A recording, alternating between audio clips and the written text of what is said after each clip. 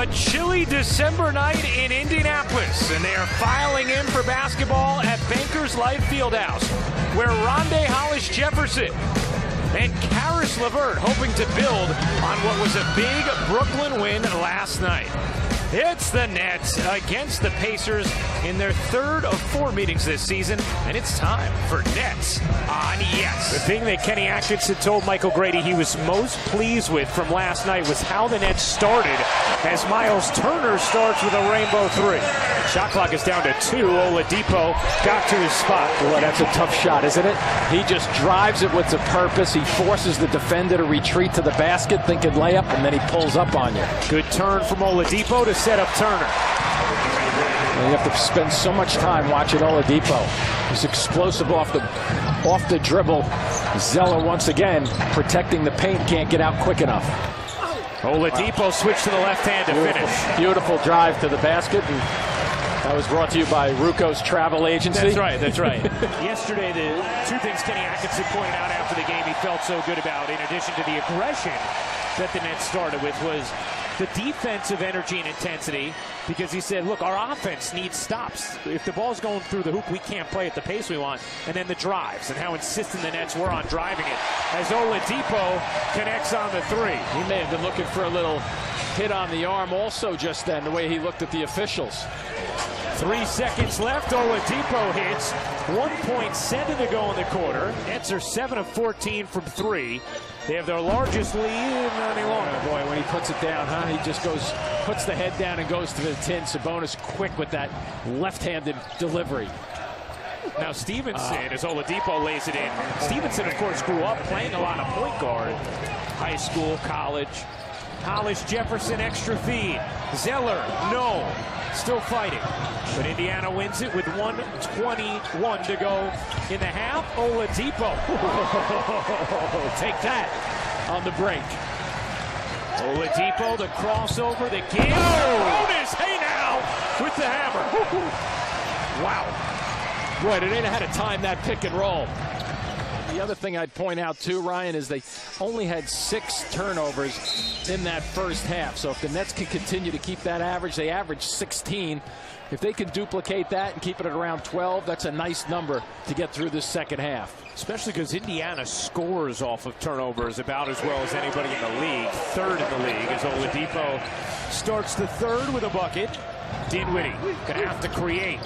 Trying to, and just got nuzzled against Oladipo. Collison on the break, and there's your timeout. Yeah, you could just sense it coming. It was just, that was too easy to call in terms of a timeout. Oladipo hits the three.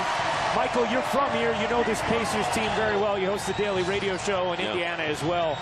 What has made the Pacers so effective this season? Really, what you're seeing right now is the fact that in the second half, they're clamping down defensively. They're sharper on the offensive end. Thaddeus Young, he connects. All because of Oladipo. Oladipo from the elbow, money. Yep, good screen by Young. Stauskas short. How many times have you used the phrase shot clock winding down? Collison hits. There you go, timeout. Indiana's in front. A 16-point halftime lead for Brooklyn, vaporized in less than 9 minutes by Indiana. Oladipo, great look away and finish. 4-point game. Oladipo shimmies and banks it in. You know what? There's not a whole lot you can do. Double screen for Oladipo. And again, Oladipo, just an assassin in the mid-range. He has 28 points. Carroll, the cutter, gets denied by Miles Turner. Nets wanted a goaltend, thought it hit the backboard first. And it was a good retreat defensively, though. Instead of standing around and complaining, guys got back down the floor to stop a fast break opportunity. 7'4" wingspan from Turner. Oladipo separates and hits. Not only that wingspan, but also the ground he covered to get that block. 90 seconds to go. Oladipo accelerates, and Hollis-Jefferson is called for a foul. He thought he had to strip off of Oladipo. Instead, 2 shots coming for Victor Oladipo. Nets are out of timeouts. They have to get it in. Here's Dinwiddie. Well, that's an erratic 3, but he was fouled. Corey Joseph hit Dinwiddie on the arm. Tie game. Dinwiddie hits all three. 5 seconds left. Oladipo will fire. High rebound, knocked away. We have overtime. Dinwiddie instead will drive. Tried to flip it up, no whistle, loose ball, and Young wins it. Dinwiddie and Bogdanovich are down. 4-on-4. Oladipo gets blocked by Hollis Jefferson, but foul. Oladipo hits them both. And Kenny Atkinson will take a timeout. He's still frustrated at Spencer Dinwiddie not getting a whistle on his drive. Oladipo gliding, taking, missing, but he's fouled by Hollis Jefferson. As Oladipo hits.